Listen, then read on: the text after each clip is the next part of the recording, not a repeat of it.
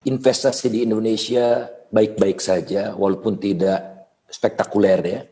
Pertumbuhan investasi tahunan kita itu lebih tinggi dari China, Malaysia, Thailand, Brazil, Afrika Selatan, ya, lebih tinggi, hampir sama dengan India, ya, hampir sama dengan India, hanya di bawah Vietnam. Itu yang pertama. Kedua,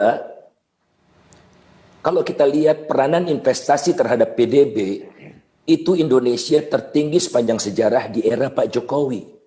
Tinggi, 34% dari PDB. Tertinggi, sebelumnya tidak pernah di atas 30%.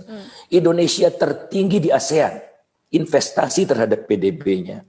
Indonesia lebih tinggi dari rata negara berpendapatan menengah atas maupun menengah bawah. Jadi tidak ada masalah dengan investasi, magnitude investasi.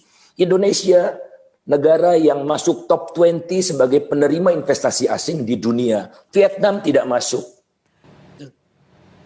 Nah, jadi masalahnya adalah investasi banyak, hasilnya sedikit.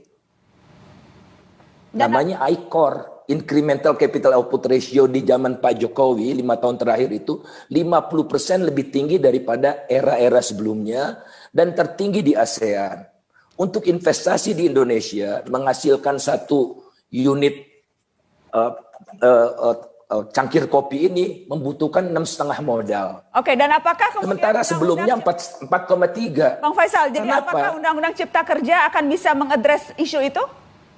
Loh, tujuannya investasi tidak masalah.